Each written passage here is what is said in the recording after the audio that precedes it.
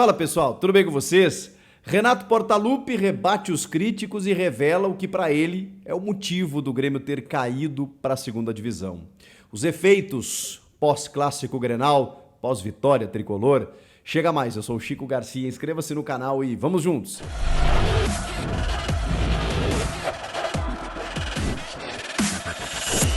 Bom, eu tenho a convicção de que o Renato Portaluppi saiu maior ainda depois desse último clássico Grenal. Mas aí você vai me dizer, pô Chico, mas esse clássico Grenal não valia nada, era um clássico classificatório ainda, primeira fase e tudo mais. E o Renato já venceu outros tantos Grenais, por que esse especificamente? Eu preciso dizer para vocês que esse clássico confirmou algumas coisas. Passadas 24 horas do jogo e também da entrevista coletiva do técnico do Grêmio, eu estou um pouco mais tranquilo, porque eu realmente estava apavorado aqui, no momento que eu gravei o vídeo após a vitória, preocupado com a forma como ela foi conquistada. Lá no último minuto, e tudo bem, faz parte, o jogo de futebol é assim, ainda mais num clássico em que você troca garrafas com o teu adversário, como a gente diz na expressão, mas o Grêmio correu muitos riscos. E se eu falei naquele momento que o Renato foi o responsável pelo Grêmio correr muitos riscos, eu também preciso aqui valorizar que só foi por causa do Renato, por exemplo, que o Grêmio teve uma preponderância quase que nos 90 minutos. Isso reconhecida, essa preponderância, essa dominância do Grêmio, inclusive pelo técnico Mano Menezes, que entendeu como um Grêmio superior. O Mano, inclusive, relata que passou um sentimento de frustração pelo gol ter saído da forma que saiu. E realmente, isso vale para qualquer lado. Você tomar um gol aos 49, ali acabou o jogo. Acabou o jogo. Você precisa se fechar e garantir o resultado. Conseguiu um empate que era o mais difícil, garante ali atrás. E o Grêmio consegue, né, essa vitória numa bola, mas poderia ter conquistado a vitória em outras tantas chances criadas que o Grêmio acabou desperdiçando, e talvez essa tenha sido a tônica do pós-jogo do Clássico Grenal, de que o Grêmio mais uma vez criou e desperdiçou oportunidades que contra um adversário mais poderoso você não pode correr esse risco, porque daqui a pouco você empata ou perde um jogo. O Renato diz que fica satisfeito porque a equipe está criando oportunidades. Eu concordo, mas realmente não pode desperdiçar tanto assim. Agora, eu também fico mais feliz com a criação ofensiva, e aí por isso que eu preciso valorizar o trabalho do Renato. O Renato, ele pegou um trabalho, digamos assim, ele chega no ano passado, o time limitadíssimo, que a única missão dele era subir. Talvez até o Roger conseguisse subir o time da mesma maneira, porque a Série B era muito complicada, os jogos ruins, o Grêmio não tinha como você ter um outro padrão de jogo com as peças que o clube tinha. Então o Renato chega com a única e exclusiva missão de subir. Consegue subir e aí muda tudo. Muda tudo, muda a gestão, inclusive. O Grêmio vai atrás de um nome do tamanho do Luizito Soares, mas faz mais do que isso. O Grêmio hoje, o que me deixa feliz e empolgado e esperançoso é porque o Grêmio é muito mais do que o Luizito Soares. E o Clássico Grenal deixou isso muito claro.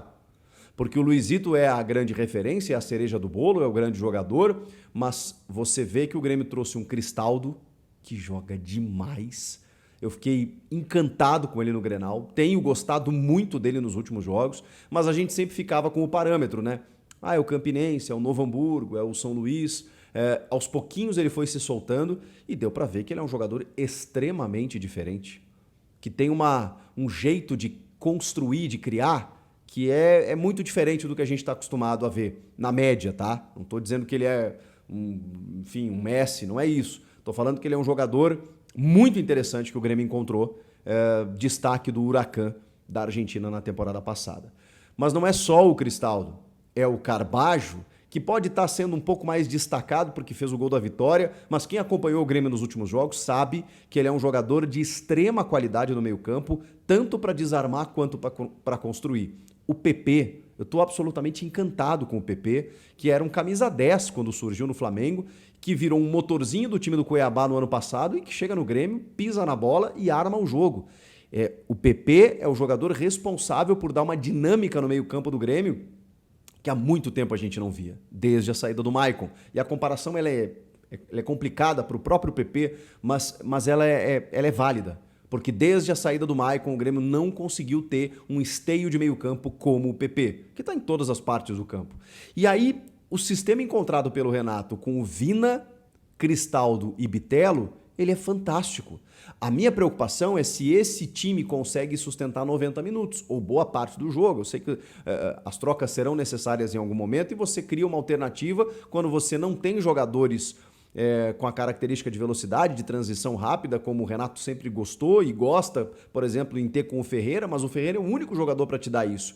Então o Ferreira muda jogo, muda esquema, inclusive. Mas quando você quer ter a bola, você tem esses 3 meias. A minha preocupação é quanto tempo do jogo e quanto tempo em sequência você vai conseguir manter os mesmos jogadores. Porque eu achei incrível esse sistema encontrado com o Vina, o Bitelo e o Cristaldo. E esse sistema é mérito todo do Renato, porque ele pega um time do zero, ele percebe que ele não vai conseguir jogar com extremas, porque ele não tem jogadores para isso, e ele monta um time da cabeça dele, do jeito dele, de uma forma completamente autoral.